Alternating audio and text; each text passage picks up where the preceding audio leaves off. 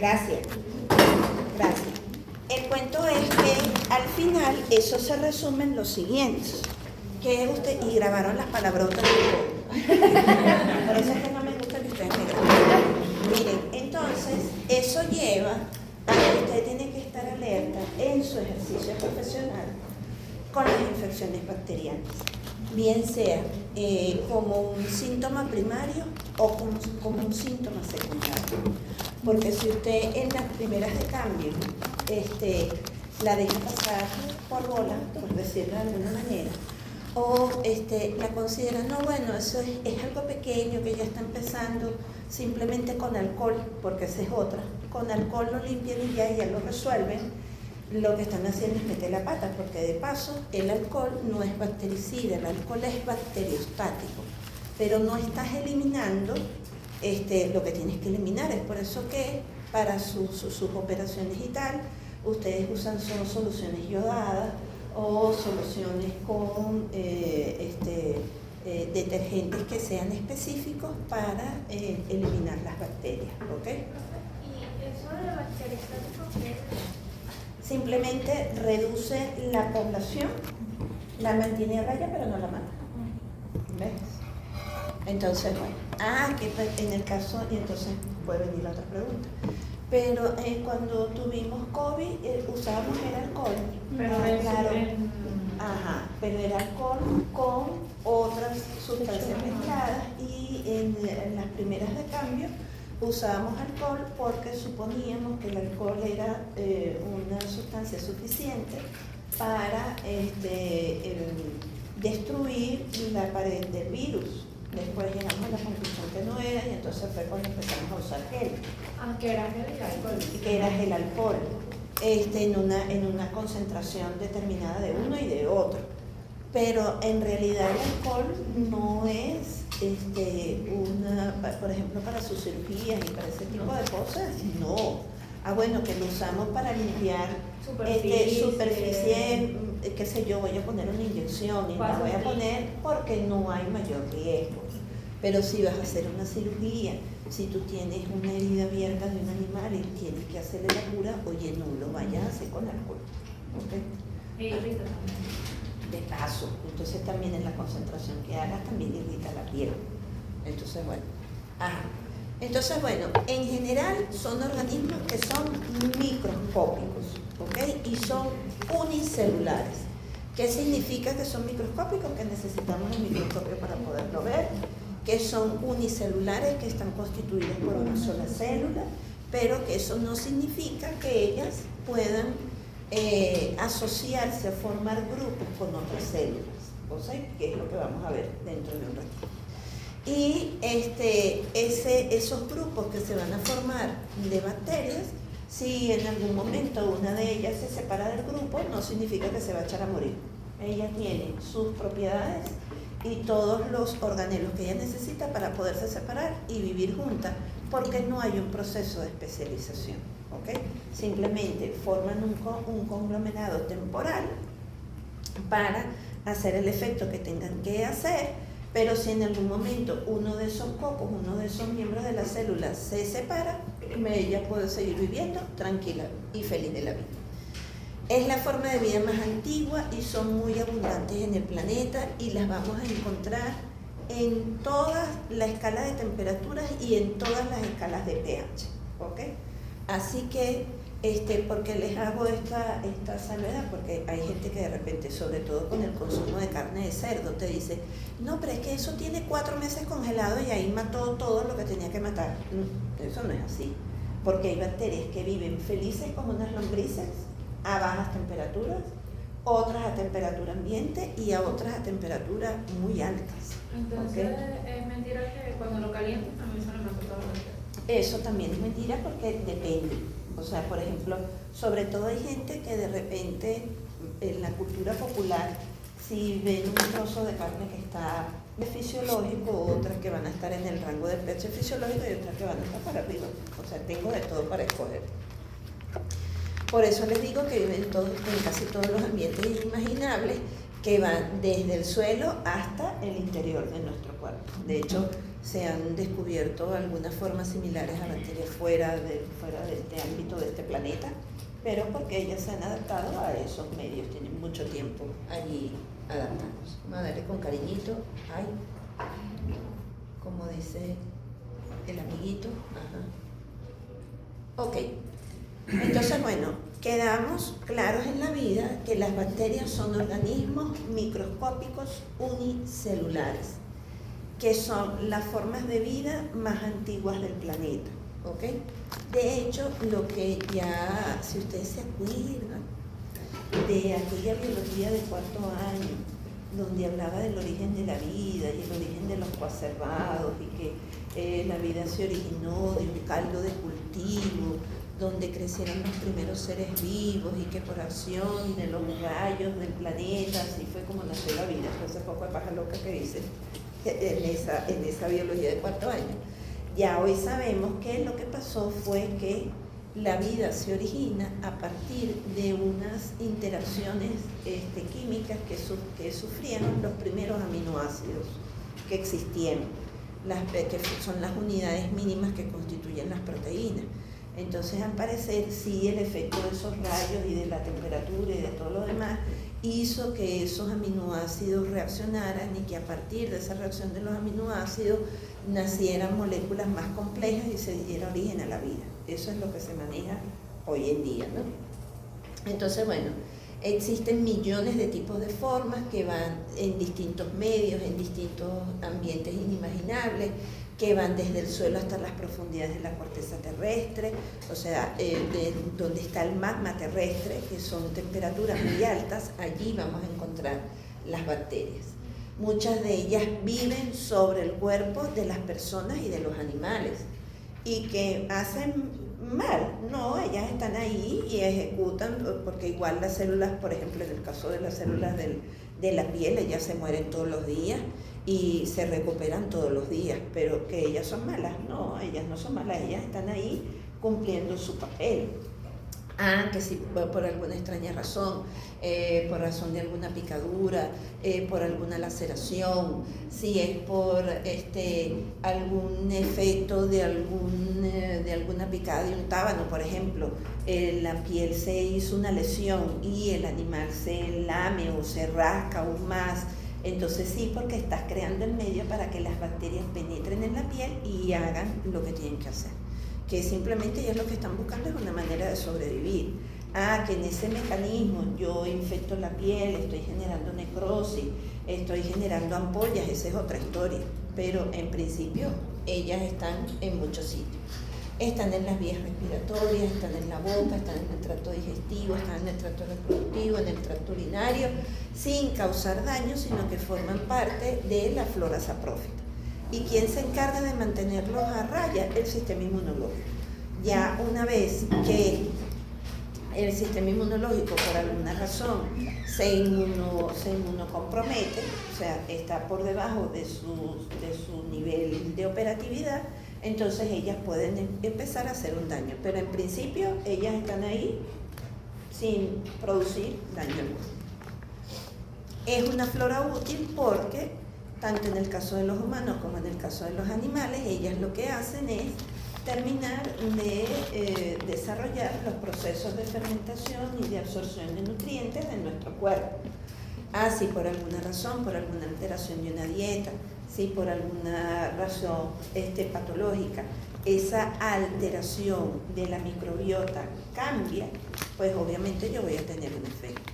¿Okay? Si por ejemplo yo me dio fastidio perder las 50 toneladas de comida para pollos que compré y le nacieron hongos porque no la almacené como era debido y agarré y se la di a los animales, y entonces esos animales ahora comienzan con diarrea, comienzan con sangre, veo restos de sangre, veo que se les están cayendo las plumas, veo retardos en el crecimiento, porque obviamente ha habido un desbalance de esa flora natural entre hongos y bacterias que hay en nuestro cuerpo, y obviamente se está produciendo una enfermedad. Entonces, bueno, como les digo, allí es una flora útil que ella lo que ayuda es a digerir los alimentos e impiden el crecimiento de organismos peligrosos. ¿Por qué? Porque ellas, recuerden que allí yo voy a tener buenas y malas. Y ellas siempre van a estar presentes. ¿Ok? Solamente que las buenas se encargan de mantener a raya las malas. Pero si alguna razón hay una alteración de esa proporción y las malas comienzan a estar más presentes que las buenas, pues obviamente yo voy a tener una sintomatología en ese paciente, en ese animal. ¿Ok? Y en el área afectada. ¿Cómo? Y en el área afectada. Y en el área afectada. En este caso estoy hablando del intestino, pero también en el área afectada. O sea, si por ejemplo por ejemplo, que vi en estos días algo así, o sea, un animal, un perro tenía sus uñas muy largas, el dueño jamás se las cortó, porque además una de las uñas estaba oculta entre el poco de pelo y tal, y el animalito se empezó a hacer daño en la piel. Entonces, claro, entre lo que hay en el piso y el daño, pues entonces eso se infectó muy feo. Entonces hubo que cortarle las uñas, hacer una limpieza del tejido, quitar todo ese tejido muerto y curar la herida de manera que él pudiera sanar. ¿Okay? Entonces, bueno, algunos tipos de bacterias son bacterias patógenas que causan enfermedades mediante la producción de toxinas. ¿Por qué? Porque ellas son organismos que son vivos, ¿ok? Entonces ellas realizan sus propios procesos metabólicos y obviamente procesos metabólicos para producir energía, pero también otros que las excretan al exterior como parte de la sustancia de desecho, igual como hacen los animales, orinan y defecan como parte de un mecanismo de expulsión de materia muerta o de sustancias que son patógenas que nos forman parte de él y que se liberan a través de las orinas y las heces. ¿Okay? Hay algunas que pueden invadir tejidos y dentro de esas, fíjense que la primera respuesta desde el punto de vista inmunológico que tenemos en los organismos cuando están sometidos a la acción tóxica de una bacteria es un proceso de inflamación. Esa va a ser la primera respuesta que nosotros tenemos, fiebre e inflamación. Entonces, claro, ese aumento de la inflamación y el no cuidado con el tiempo, también la asociación de la patología de base que tenga ese animal, puede desencadenar en algún momento el riesgo de cáncer. ¿Okay? ¿Por qué? Porque si es un individuo que tiene cáncer, es un individuo que está inmunocomprometido, donde no hay un cuidado por parte del dueño sobre él, pues obviamente las infecciones bacterianas van a generar un cuadro más complejo que el que ya tiene. Por ejemplo, las bacterias que causan el carbunco, la peste, tienen un gran potencial para ser utilizadas como armas biológicas, porque en algún momento de la vida hemos pensado que las armas biológicas existen en algún momento. De hecho, lo que se dice por allí es que parte del cuento del COVID fue un diseño de un arma biológica, que simplemente se escapó del laboratorio y que hizo todo lo que hizo. ¿Okay? Entonces, ¿por qué investigamos las bacterias? Bueno, porque en el caso de ustedes, no solamente porque es importante para la salud del animal, sino porque donde ustedes más tienen el efecto grave de esas bacterias es en los animales de producción. Entonces allí el papel que yo debo tener para tratar esa enfermedad infecciosa debe ser rápida. Así que, ¿por qué? Porque eso involucra un mal manejo de la presencia de las bacterias en esos animales de producción, lleva a pérdidas económicas y con estos ejemplos nos quedamos cortos. Enfermedades como neumonía en becerro, causadas por esta bacteria que se llama Neisseria hemolítica, causa pérdidas directas en la industria láctea y cárnica, porque recuerden que cuando hablamos de animales de producción no solamente la carne, sino también de todos los derivados que vienen de él, así que el manejo que yo haga rápido de esa situación pues va en menester no solamente del dueño, sino de todo lo que eso significa en escala desde el punto de vista económico. Pero por otro lado hay un riesgo zoonótico. ¿Por qué? Porque hay enfermedades que son compartidas entre los animales y los humanos.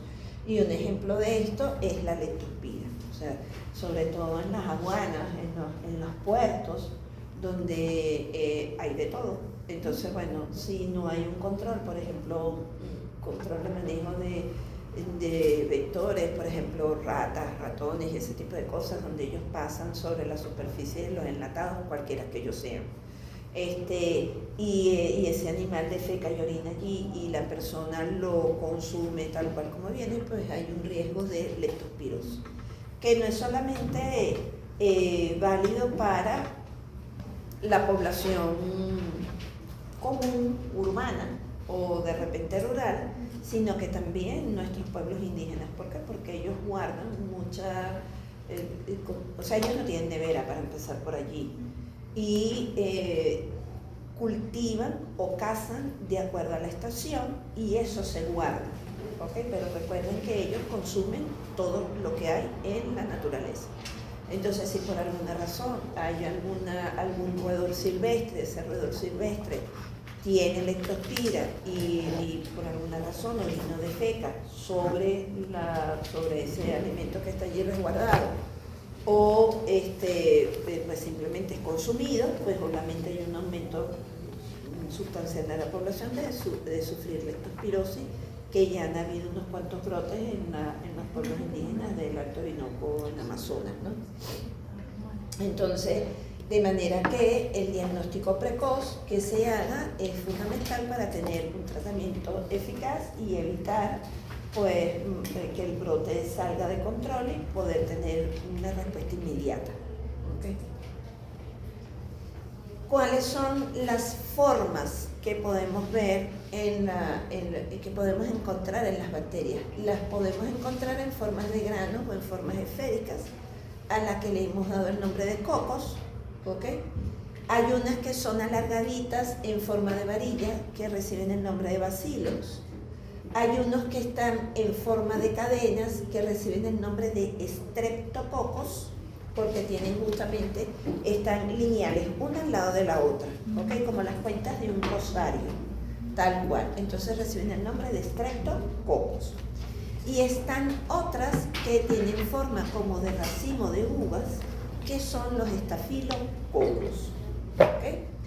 Entonces, la nomenclatura bacteriana es descriptiva. Si son estreptos, son granos en cadena; si son estafilos, son en forma de ramos, en forma de racimo; si son bacilos, son en forma de varillas; y si son cocos, pues son redondos. ¿Okay? Entonces, bueno, esto es más o menos un retrato hablado. Como yo lo iba a quitar, pero después dije que es así. Porque en principio nosotros lo que hacíamos, antes de existir todo lo que ustedes tienen a su disposición, nosotros lo que teníamos era ¿y cómo lo ves? O los dibujos que hacíamos antes, que eran carne, porque yo soy de la época de los dibujos, entonces, pero eso que estás dibujando no es lo que ves. Entonces uno trataba de ser lo más el mejor diseñador gráfico biológico para hacer eso, ¿no? Entonces me acuerdo que y hay gente que tiene una habilidad, bueno, porque no, digamos que es una habilidad innata, y además porque era el momento. Pero yo me acuerdo que Escorza, la primera clase de protozoología, él dibujó todos los bichos, las chiguelas y las yardias y las cocos y toda esa vaina en pizarra de las verdes con tizas de colores. Y la diferencia entre eso y lo que tú veías en el libro no era ninguna. O sea, y era pulso, no era que tenía la chuleta de paso, sino que lo hacía de su memoria, ¿no? Y yo me acuerdo que en zoología, en mi época, cuando estaba en el pregrado, también era, ve y dibuja.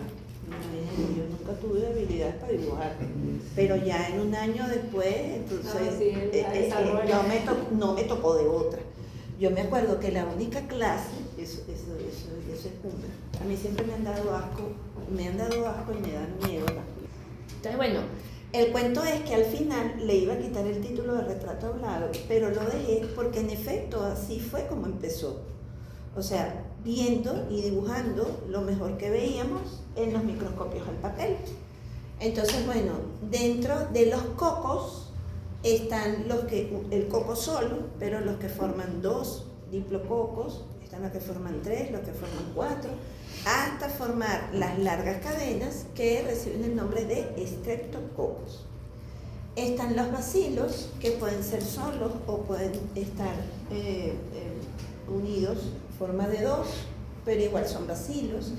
Están los que tienen forma de espiral y están los que pueden tener una estructura externa, como son los flagelos. Pero acuérdense que están los estreptococos, están los estafilococos que tienen forma de racimo, y en el caso de los espirales es porque, no sé si ustedes recuerdan la clase de hace 15 días, porque Carnaval estuvo por el medio, que les dije en el caso de las espiroquetas, que son las propias de la sífilis, que ellas se encogen y se estiran como una manera de poderse mover. Entonces por eso es que se le da el nombre, o sea, tienen forma de los sacacorchos, por eso es que se les da el nombre de espiroquetas, porque tienen esa forma, no es cilíndrica, sino como redondeada, pues, donde ella se encoge y se estira para poderse mover. Como si fuera un resorte, eso es correcto. Ahí es. Ok. Ahora, dentro de esas infecciones yo voy a tener infecciones que son comunes y hay otras que no tan comunes. Entonces, dentro de las infecciones comunes,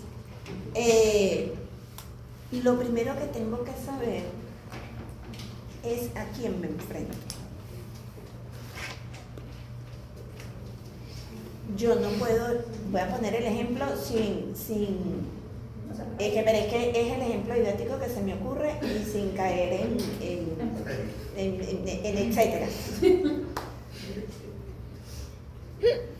Ajá, para que no sea tan, es que lo tengo que acomodar para que no me vaya a aparecer ahí. Sí, o sea, yo no puedo pretender ir a atacar a Rusia con caballos.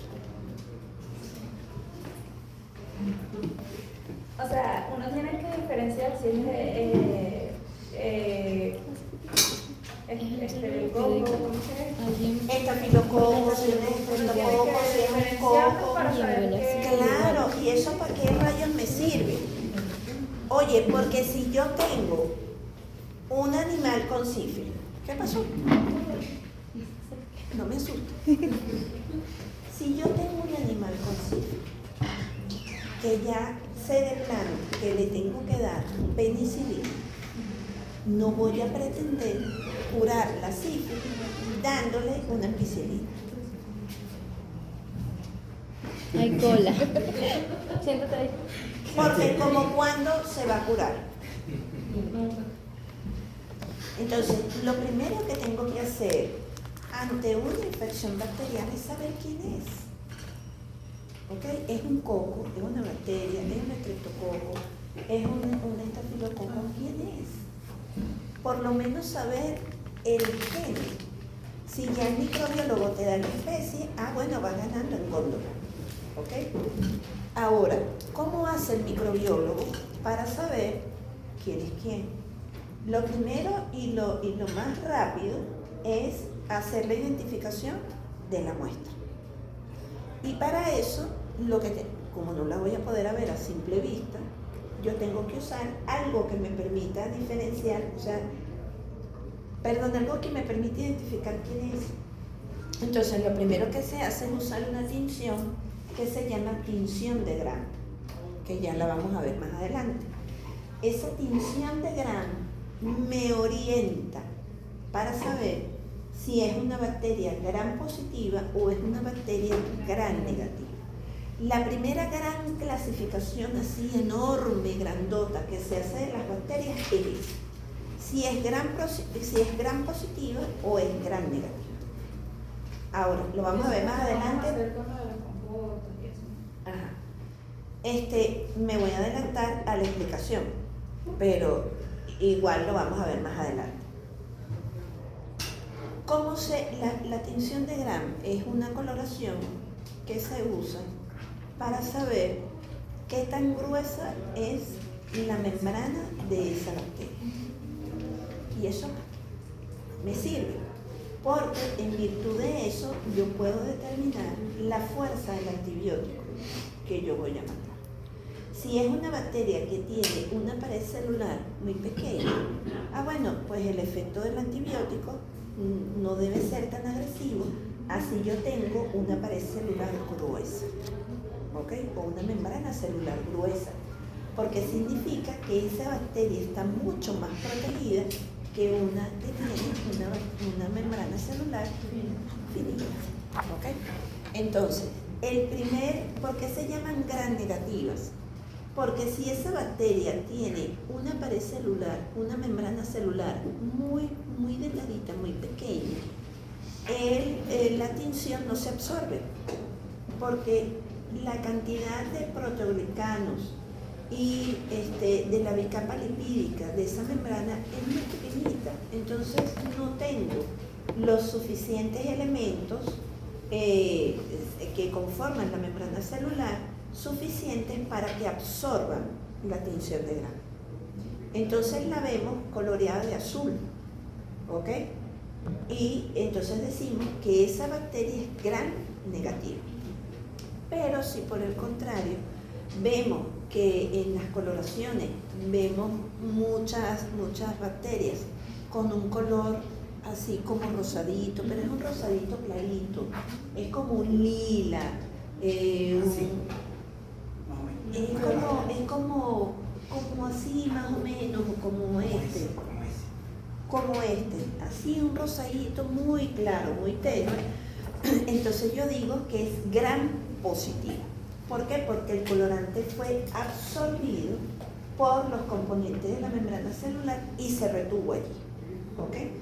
Entonces, teniendo claro que esas son las dos grandes diferencias que voy a hacer, entonces yo voy a tener infecciones que van a ser producidas por bacterias gram negativas e infecciones que van a ser producidas por bacterias gram positivas. ¿Quiénes entran dentro de las infecciones producidas por bacterias gram negativas? Brucelosis, cólera, gonorrea, peste, salmonelosis, fiebre tifoidea y toferina. Son algunas de las muchas, ¿ok? Dentro de las gram positivas, ¿quiénes entran? Bueno, carbunco, difteria, listeriosis, infecciones neumocócicas, infecciones estafilococas y estafilocócicas e infecciones estreptocócicas, ¿ok? Una vez que yo tengo este panorama, bueno, eso ya me orienta a qué antibióticos puedo usar. ¿Ok? Sin embargo, si es un paciente recurrente, entonces hay varios escenarios. Desde el pensando mal hasta el pensando bien. Porque aquí no le puedo echar la culpa al paciente porque el paciente no puede hablar. Y el dueño es el único que tiene potestad de decir. Pero acuérdense que los dueños y los pacientes humanos tenemos una aureola aquí. Nosotros nunca hicimos nada, nunca tomamos nada, cumplimos con todo el tratamiento. Nosotros somos un angelito de Dios. Y eso empezó, esa es otra. ¿Cuándo empezó eso? Ayer. Oye, pero esta infección tiene como de 2 semanas, un mes. No, eso no estaba así y se lo puedo garantizar. Eso empezó ayer. En la noche se puso bien. Ajá. Eso fue esta mañana. Y tú dices, pero es que no hay algo que me cuadre. Pero, en fin, como tienes que hacer. Por sí solo. Claro, pero entonces tú, ¿cómo le dices al dueño? Usted es un grandísimo mentiroso porque esta lesión no se puede haber originado de un día para otro. No, lo que pasa es que en la escuela de medicina que tuvo el dueño no fue tan difícil. Exacto, porque esa es otra. Yo le di, y usted cumplió con el tratamiento que era, qué sé yo, de mandarle 50 cc de antibióticos. No, eso sí me pareció mucho. Entonces yo se lo reduje a 10. pero, ay, porque, bueno, simplemente me pareció mucho. Además, el antibiótico es muy caro. Entonces yo decidí, en lugar de darle 50, le di 10, porque total el efecto es el mismo. O se lo di una sola vez, porque total es que no tengo tiempo, y se lo di una sola vez y se acabó la vacuna. Entonces, bueno, partiendo de esos Y no se le da la hora correcta, igual. Porque si no se da la hora correcta, entonces estás irrumpiendo con el tratamiento. Exacto. Entonces todos esos efectos que ya ustedes conocen, que son los que son cotidianos y que no son mentiras, sino que pasan. Si descartamos todo eso, tenemos que manejar una resistencia antibiótica. Porque si estamos teniendo esa flor de dueño y ya el cristiano está viniendo por cuarta vez por una infección en la pata, pana. Y tiene gusano. Ay, tiene gusanos, entonces tú me dirás. Entonces, en esos casos voy separando todo lo que ya hemos hablado, entonces yo tengo que sospechar de una resistencia bacteriana. Entonces, en ese caso, yo tengo que mandar o tengo que solicitar un antibiograma para ver cuál es el antibiótico que es apropiado para esa situación. Porque a lo mejor el dueño, nosotros somos unos habladores de paja y el dueño de verdad se portó bien, hizo todo lo que tenía que hacer, en las dosis que era, en el horario que era, y nosotros somos unos calumniadores, pero el animalito no mejora. Entonces tenemos que manejar una resistencia a antibióticos, de lo cual vamos a hablar más adelante. Yo tenía una perra que ella siempre tenía lesiones en las patas. Entonces, volviendo otra vez para acá. Entonces, fíjense, los dos grandes grupos iniciales es cómo es la respuesta de esa bacteria a la tensión renal. Porque eso me permite a mí, por lo menos, ubicarme en un primer tiempo qué tipo de antibiótico voy a mandar. ¿Okay? Obviamente, si yo tengo una bacteria que es gram positiva, el efecto del antibiótico tiene que ser mucho más agresivo. Porque yo tengo que perforar de alguna manera o romper de alguna manera esa membrana para poder destruir la bacteria. Pero si tengo una bacteria con una membranita así, es como yo siempre digo, y es válido para humanos. Vamos al médico porque tenemos una infección en la garganta. No, tómate un benzetacil, pero ¿qué necesidad hay de usar un benzetacil para una amigdalina?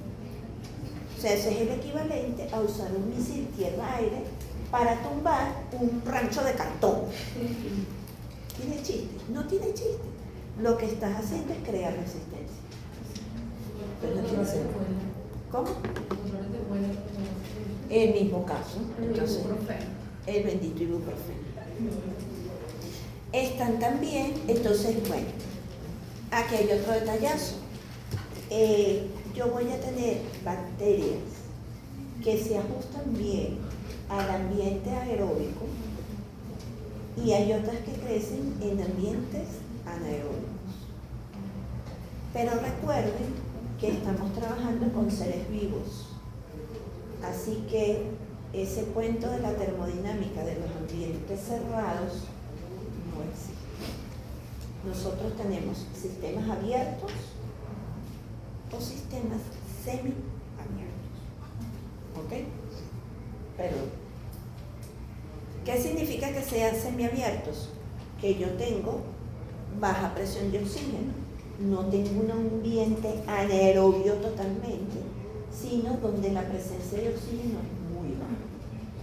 Porque para tener un ambiente anaerobio, un laboratorio paisino. Entonces tengo una estufa de CO2, tengo toda una condición que garantice que termodinámicamente hablando, yo estoy hablando de una condición anaerobia. Pero biológicamente hablando, yo no puedo hablar de una condición anaerobia. Puedo hablar de una condición de baja presión de oxígeno, eso es otra cosa. Pero la literatura es feliz y habla de infecciones anaerobias. Entonces, bueno, ok, pero ya yo estoy clara en la vida que no es así. ¿Ok? Entonces, dentro de las espiroquetas, ¿qué tengo? ¿Qué enfermedades tengo? Vejez, pian, pinta, leptospirosis, enfermedad de Lyme, sífilis y fiebre por mordedura de rata. Dentro de las infecciones anaeróbicas, entonces tengo actinomicosis, botulismo, infecciones por clostridio, tétanos e infecciones por bacteroides. Y fíjense que aquí sale, la elección del antibiótico depende de la clasificación bacteriana, pero la resistencia a los antibióticos es creciente. Por la misma razón, porque mando lo primero que se me atravesó por el camino, porque me interesa, porque vamos a estar claros, no es ético, pero es así. Me interesa que el paciente vuelva, porque cada consulta son $40. ok, de $40 hoy y $40 el mes que viene, porque la otitis no se le curó, pues de 40 en 40 voy haciendo una cantidad.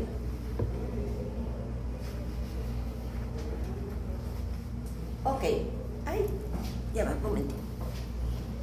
Ahora bien,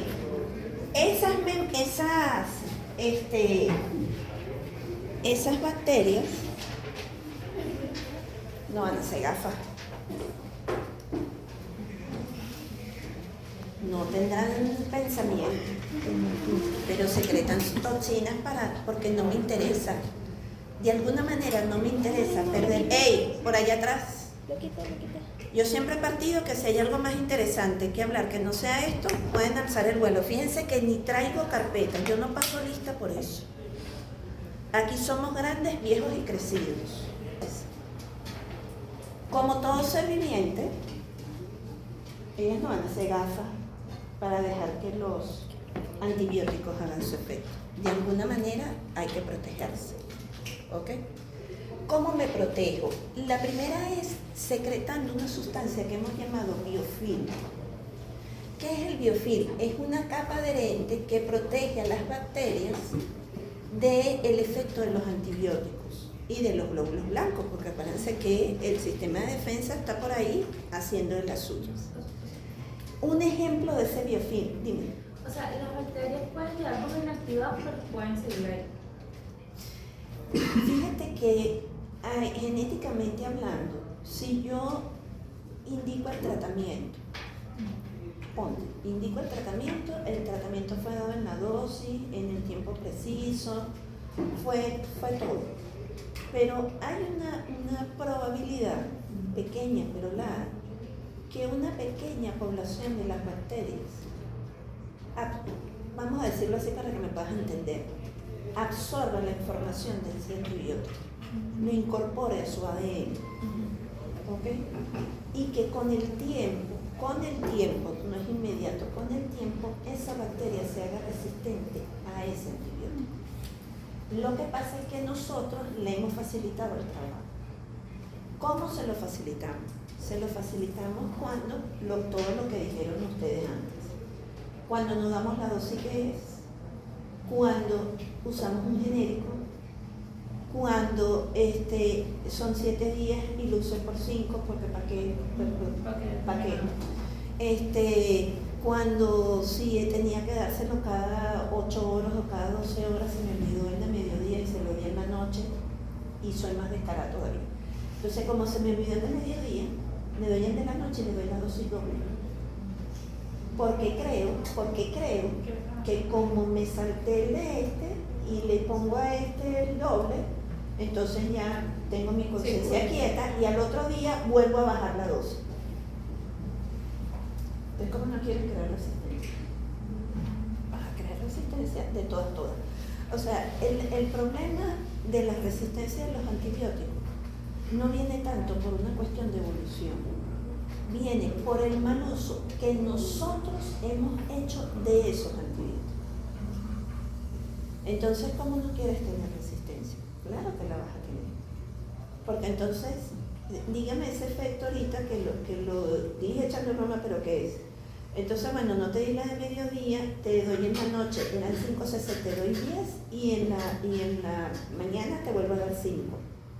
Entonces, ¿cómo es el nivel de absorción? ¿Cómo es la farmacocinética y farmacodinámica de ese tratamiento sobre ese ser? Y también por el mal, o sea, por el sea, guardar mal el medicamento, o sea, si lo colocas en nevera, pero no puede ir en nevera, y eso también...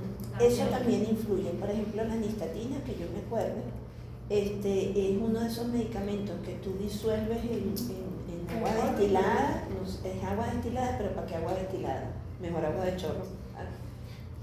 ¿Sirve agua mineral? Rayos, te estoy diciendo que es agua destilada. No te estoy diciendo agua mineral. El tratamiento es distinto. ¿Por qué? Porque el destilador se supone que ha pasado el agua por unos filtros especiales que ha permitido que ciertos minerales ya no estén presentes, que ciertas sustancias no estén presentes. Entonces, agua destilada no es agua mineral. Voy a invertir, poner un ejemplo, $5 en una ampolla de agua destilada, agua de chorro. Agua mineral también me sirve. Y lo preparo. O sea, todo eso. Claro, porque es cómo disuelves el principio activo, la interacción que él hace. Si el prospecto te dice, no sé, 5 cc de nistatina deben ser disueltos en una ampolleta de agua destilada de 10 cc. Oye, es por alguna razón, no me está diciendo agua de chorro, no me está diciendo agua mineral, porque la interacción del principio activo con esa agua no es la misma que si es con agua destilada. Pero yo tengo que pensar en el principio activo. O sea, en el área de ustedes no es simplemente el mezclar y ya, es cómo ese principio activo de ese medicamento interacciona donde yo lo estoy disolviendo y hacia dónde va. Por eso es que farmacología para ustedes es tan importante. Y volvemos otra vez al rollo. O sea, si yo, fíjense, cuando ustedes le dan un medicamento a un paciente, hay todo un efecto fisiológico que se está dando, que no es solamente sobre la bacteria, es sobre el riñón, sobre el hígado, sobre el páncreas, sobre el vaso, es sobre todo su cuerpo. ¿Okay? Entonces, si yo le doy 5 cc de nistatina, ahorita, a esta hora, el hígado está haciendo su proceso de depuración, al igual que el riñón, para esos 5 cc. Pero si yo no le di al paciente en la dosis de mediodía, sino que se la voy a dar en la noche y doble, el efecto al trabajo del hígado, como más o menos, ¿cómo será? A lo mejor a los 5 cc no le da efectos adversos. Entonces al otro día el animal amanece con diarrea. Doctora, le di el tratamiento y le produjo diarrea. Oye, qué raro, si es un medicamento que se absorbe. Cuando hay ese tipo de medicamentos que son disueltos en otras cosas, oye, es en eso, no es en lo que te da la gana, es en eso, porque es la interacción del principio activo de ese antibiótico, por poner el ejemplo del antibiótico, con la sustancia que tú estás usando para disolver. Y que es lo que va a garantizar, y ahí vuelvo a lo que tú dices, la estabilidad del tratamiento por 5, 7 días, una semana, dentro o fuera de la clínica. Profesor, Ay, se durmió. Ay, coño. Gracias. Ay, se despertó. Ajá. Exacto, que te garantiza por 5 o 7 días. Igual que el mismo cuento que parezca estúpido, póngalo lejos del sol. No, yo lo voy a poner en la repisa cerca de la cocina. No, claro, porque todas esas cosas, aunque a nosotros nos parezca estúpido, afecta o altera el principio activo de ese medicamento. Eso es que nadie lee las indicaciones de los medicamentos tampoco. Cuando dice almacénese en un lugar fresco. Y aunque tú se lo digas, tampoco. Esto siempre va a ser una controversia. En estos días estaba hablando con ya va para ver. Eso fue el jueves. Es una picha instrucción para llenar un formato de Google Form.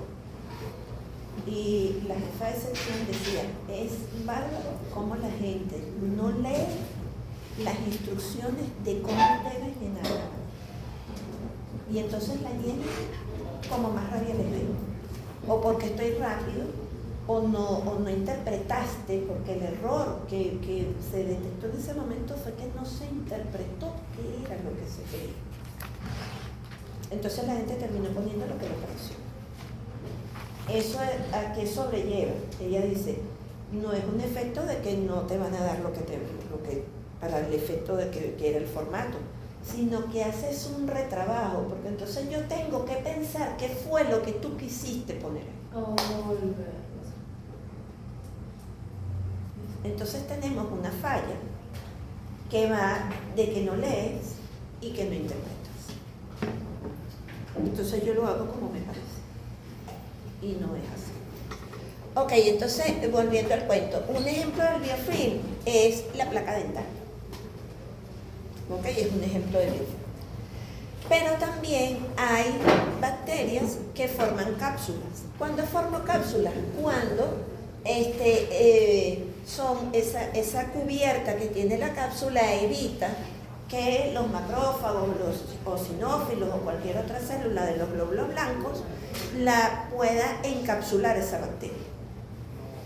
Entonces, es de tal manera que no esa bacteria, esa cápsula está distribuida sobre la superficie del cuerpo de esa bacteria de tal manera que no pueda ser reconocida por las células blancas. Y al no ser reconocida, ¿cómo te come? No hay manera. Está la otra, que es la membrana externa, que era justamente lo que les hablaba.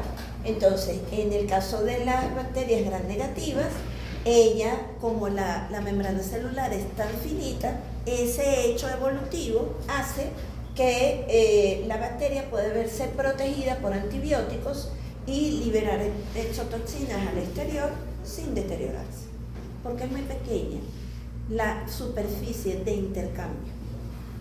¿Ok? Es distinto cuando yo tengo una membrana plasmática así a cuando tengo una así.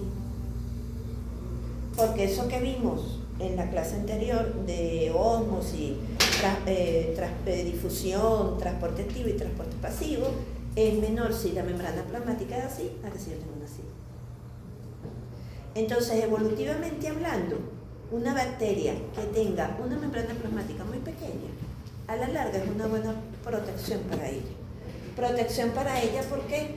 Porque el antibiótico, si yo prescribo el antibiótico que no es, va a pasar sin mayor efecto. Entra y sale.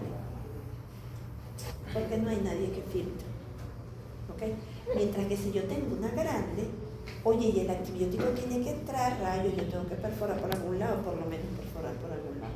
O generar algún daño en las proteínas transportadoras, o sea, algo tengo que hacer. ¿Ok? Están las famosas esporas, que ellas son medio desgraciadas, porque ellas están diseñadas para vivir en cualquier ambiente adverso. Porque ellas tienen una membrana gruesa y una pared celular. Así que si usted espera que el hongo de la pata, del perrito volviendo a la pata del hongo, si yo lo seco con aire caliente, ¿con eso hace suficiente? Siéntese a esperar a envejecer. Porque ellas pueden sobrevivir a condiciones de calor, a condiciones de humedad, a condiciones de pH. Ellas fueron diseñadas para sobrevivir condiciones adversas. Por eso es que una de las enfermedades más difíciles de curar son los hongos.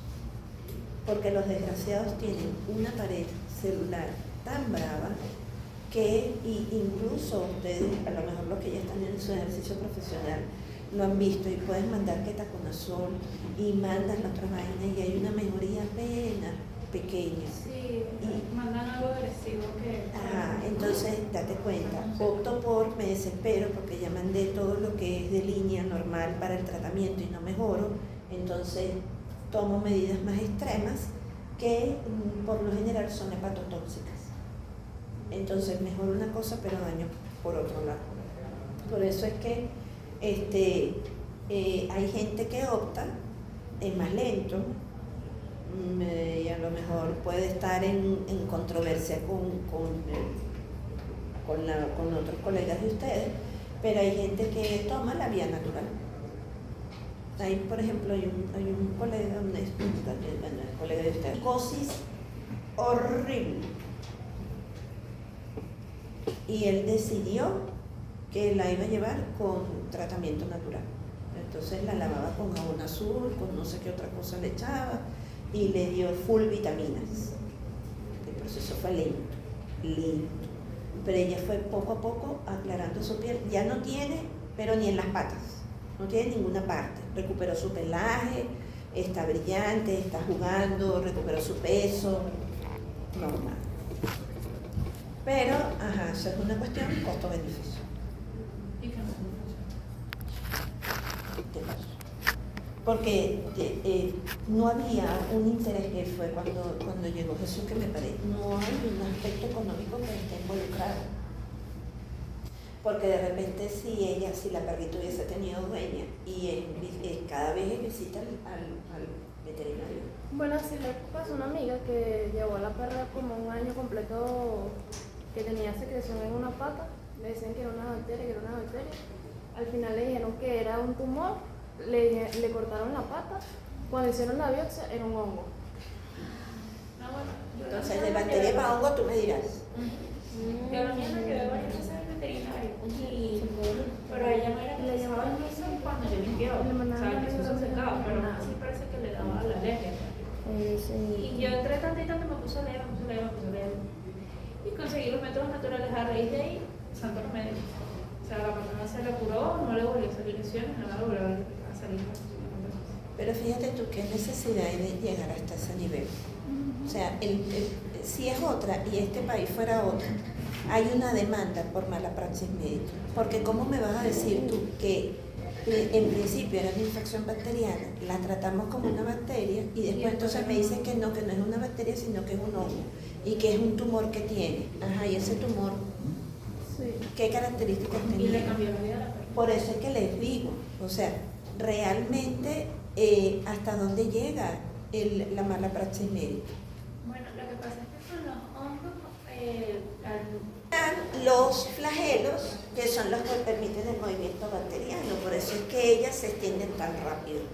No solamente por su capacidad que tienen un ADN monocatenario y que se puede reproducir rápido, sino que también dispone de flagelos de estructuras que les permiten la movilidad. En cuanto a lo que es la Helicobacter pylori, que es muy resistente, eso es porque ella se adhiere en forma de espiral. Lo que pasa es que el Helicobacter, ella Su capa es muy gruesa para ella. si ella vive en el estómago.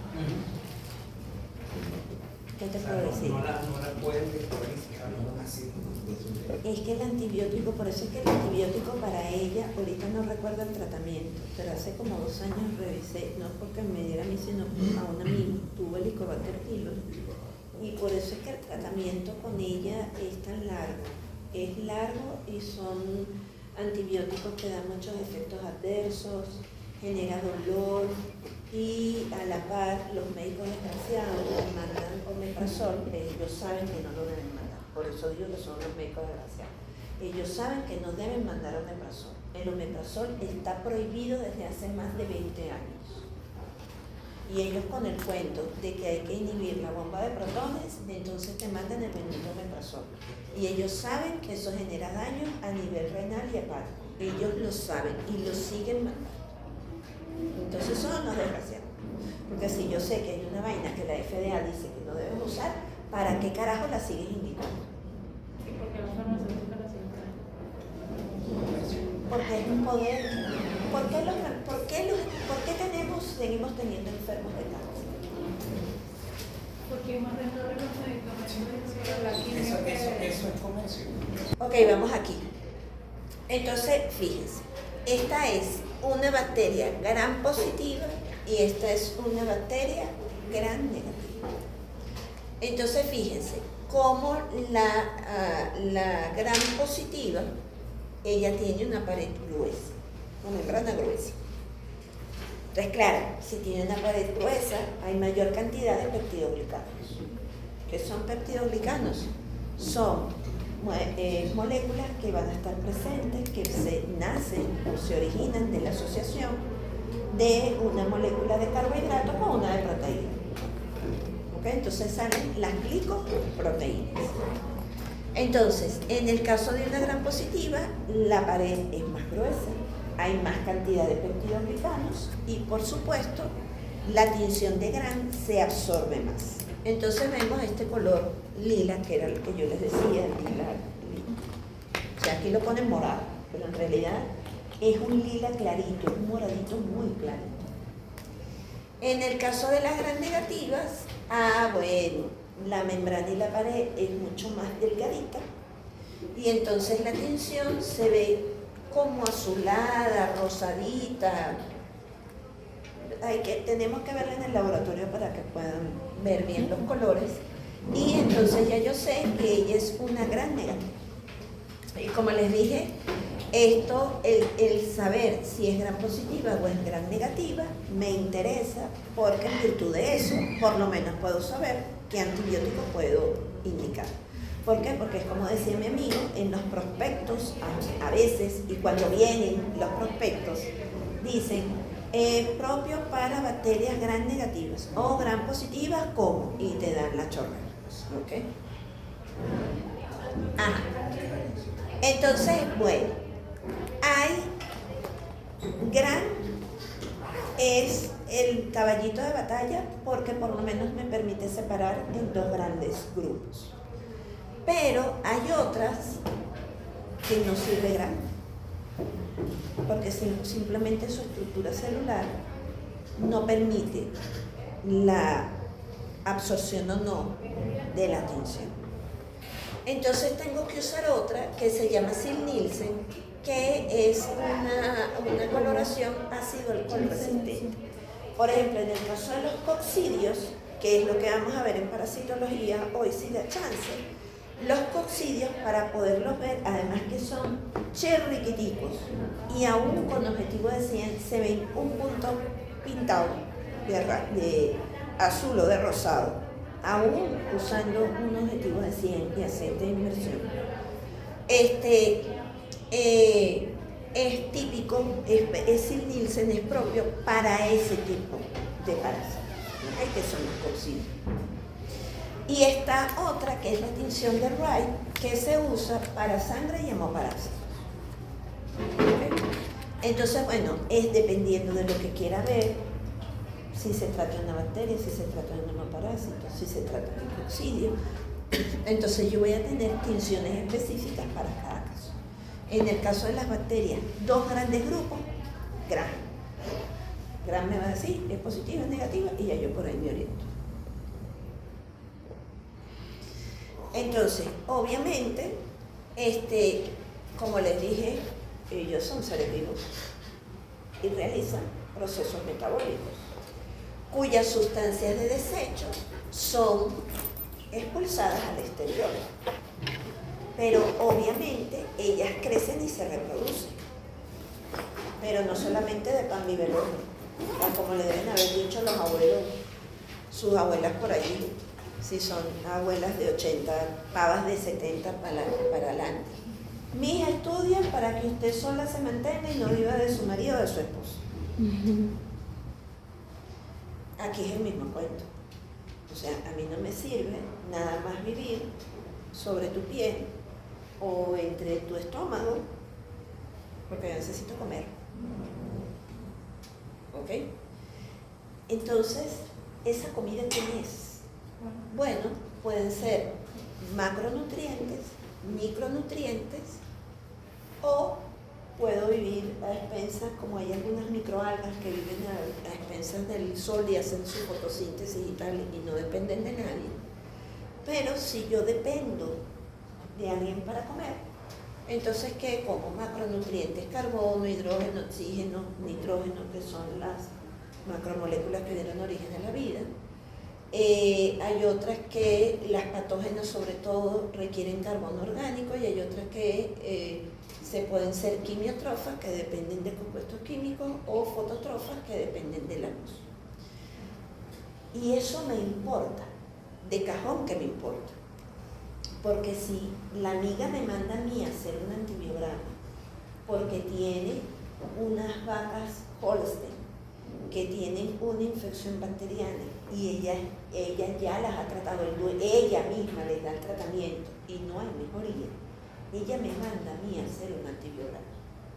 Ella me tiene que decir a mí, mira Tirsa, yo estoy sospechando que estas 500 vacas Holstein que yo tengo tienen un estreptococo o tienen un estafilococo. Entonces yo tengo que buscar un medio de cultivo donde estén los nutrientes que ella necesita para poder vivir. ¿Y por qué? Porque yo las necesito reproducir en el laboratorio, en primer lugar, y en segundo lugar, hacer pruebas a ver cuál es el antibiótico que está haciendo efecto. Entonces yo le pregunto, ¿cómo te llamas? María. Doctora María, ¿qué le estás dando a las vacas? Mira, yo les estoy dando amoxicilina con ácido clavulánico. Ok. 8 días después, yo le tengo que decir, doctora María, es que no le puedes dar eso. Tienes que darle penicilina con anfotericina B, por poner una cosa loca. Porque las cepas que tienes resultó resistente a esto y a esto. ¿Y eso cómo lo supe? Manteniendo o cultivando las bacterias en el laboratorio. Para eso se hace un antibiograma. Entonces, es importante saber qué come ella para poderse mantener y poderse reproducir. Y por eso es que existen, y que fue lo que les dije al principio, hay bacterias que crecen solo en agar normal. Cuando hablo de agar, fíjense, el agar no es más que gelatina sin sabor. Sin embargo, para condiciones de laboratorio, ellas han sido purificadas de algunos componentes y es lo que se conoce como agar-agar. Y eso viene en un frasco al vacío, certificado por un laboratorio, que generalmente era Sigma, cuando Sigma venía al país y todo lo demás. Como estamos en otra Venezuela, ya es gelatina sin sabor y listo. Entonces, por eso es que les dije, hay bacterias que crecen en agar solo. Hay algunas que crecen en agar enriquecido con caldo de pollo. Hay unas que crecen, aunque ustedes no lo crean, en chocolate, agar chocolate. Hay unas que crecen en agar sangre.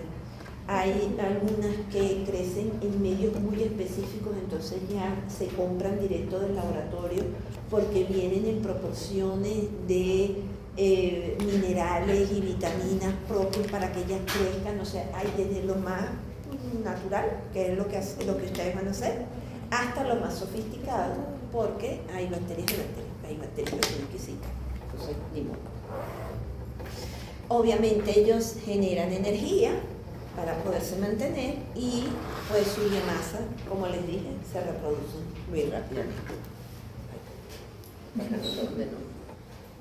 Ok, ellas van a cumplir con una tasa de crecimiento. Esto es si lo hacemos en el laboratorio. ¿Ok? Entonces, va a haber un crecimiento de células viables, o sea, de células que se van a mantener vivas, por un periodo de tiempo. Entonces, no es que yo puse la bacteria o la muestra, no es que yo puse la muestra en el medio y mañana ya voy a tener bacterias. O sea, eso puede ser un sí, pero tampoco no. Hay algunas que requieren un poquito más de tiempo. Entonces yo voy a tener un periodo de latencia, que es ese periodo en el cual ellas se van a adaptar al medio y van a comenzar a crecer rápidamente. Hasta que llega un momento donde no crecen más. Si estamos hablando de condiciones de laboratorio, es porque no crecen más, porque se acabó el alimento, porque hubo variación en la condición de pH, porque hubo variación en la condición de temperatura, porque simplemente llegaron al borde, o sea, el recipiente donde estaban ya no les permite crecer más, que es lo que se llama inhibición por contacto, y ellas comienzan a morir. ¿Ok? ¿Dónde me conviene dar a mí el antibiótico? Aquí. No aquí. A esto pueden llegar si es resistente el antibiótico. Pero lo ideal es dar el antibiótico justamente en el momento donde está el pico de la cirrosis. ¿Ok? Si yo tengo el paciente justamente en el momento en el que tiene fiebre, en el que tiene inflamación, en el que la llaga está supurando, en el que hay prurito, en ese momento es que debo dar el antibiótico. ¿Para evitar qué? Para evitar que la infección se extienda y entonces el animal se muera por una sepsis. Lo que llamamos una sepsis sistémica, o sea, agarró todo el cuerpo. Y ahí, ¿quién va a parar eso? Nadie. Por eso es que ese tipo de enfermedades, o sea, esas sepsis que son sistémicas, si tú quieres sacarle plata al dueño, hazlo. Pero la probabilidad es menor. Lo mismo que pasa con aquellos pacientes humanos que tienen una peritonitis. O sea, esos son pacientes que tú tienes que darle el antibiótico parejo y el más potente que tengas si quieres que sobreviva. Por eso es que los pacientes con sepsis sistémica, la gran mayoría se mueren. No, yo tuve una peritonitis y estaba aquí, no estabas en la lista de San Pedro. Porque es difícil, igual que los casos de pancreatitis, son muy difíciles que sobrevivan, porque no hay un inhibidor que pare el efecto de degradación de proteínas por parte de esas enzimas, por ponerlo en un ejemplo. ¿Okay? Entonces, ¿qué hay? Obviamente, tenemos factores ambientales que van a jugar un papel importante para que esas bacterias sobrevivan. El pH, ¿dónde es el óptimo? El pH fisiológico. Pero estamos claros que vamos a tener bacterias que van a estar súper finas en un ambiente ácido o en un ambiente básico. Que no, o sea, no hay una manera de encasillar. Lo natural es en pH fisiológico, pero puedo tener en los extremos. Igual que la cuestión de la temperatura. Yo puedo tener bacterias que de repente por arriba de los 37 se murieron, o por debajo, pero puedo tener otras que sobreviven perfectamente, o sea, además de la temperatura fisiológica en los extremos. Y obviamente, yo pongo aquí la atmósfera, pero es para referir que yo voy a tener bacterias que se ajustan muy bien a ambientes aerobios y otras que se ajustan muy bien a ambientes anaerobios, volviéndoles a hacer el hincapié, que espero que no se les olvide, que es desde el punto de vista termodinámico yo puedo hablar de anaerobiosis, pero desde el punto de vista biológico eso no existe. Existen ambientes microaerobios, o sea, con poca cantidad de oxígeno, porque esa es la realidad. O sea, tú no me puedes decir en una vaca que tiene 4 estómagos que es anaerobia. O sea, pregunta, no. Que hay una baja condición de oxígeno, esa sí te la compro. Pero de paso ella es un sistema abierto. Su cuerpo es un sistema abierto. O sea, sus órganos asisten dentro de su cuerpo. Hay un proceso de intercambio. Entonces no me digas, exacto, no me digas que es completamente anaerobio, porque no. O sea, demuéstramelo entonces, termodinámicamente hablando, y hablamos. Mientras tanto, es baja condición de oxígeno. Ok, preguntas hasta aquí, seguimos, pero claro como el agua. Ok, fíjense, lo que sigue son mecanismos de infección. El otro lunes vamos a hablar de mecanismos de infección y van a tener 2 casos clínicos para resolver aquí, que no van a ser evaluados, pero que para que agarren camino y que cuando lo vean en los exámenes no empiecen con el estrés y las bajas de tensión. ¿Verdad? Tú llegaste a ver los casos clínicos, ok. Y no empiezan ni con la crisis de epilepsia, ni las bajas de atención, ni los picos de insulina, nada de esa vaina. Las evaluaciones son emparejadas. Todavía no he pensado, no se han ganado mi corazón todavía para decir que son en pareja. No sigan hablando entonces, por favor, para que eso. Mientras tanto, siguen solitos con los ángeles de la guarda y el arcángel Uriel, que es el arcángel de los estudiantes, que yo siempre los encomiendo, ¿verdad, mi amor? Yo siempre digo para los exámenes, el angelito de la guarda y el arcángel Uriel.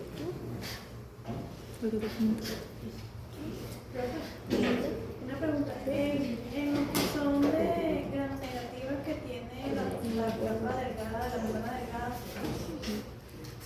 o sea, ¿por qué tiene una membrana externa? O sea, es como para... Lo que pasa es que en el caso de las bacterias, ellas tienen su membrana y una pared, porque forma parte de su estructura de protección. No siempre es así, para todas no es lo mismo, pero por lo general ellas tienen su pared que la recubre y la membrana. Y es un mecanismo de que forma parte de su estructura de protección. ¿Sí? ¿Preguntas? Bueno, vayan con Dios.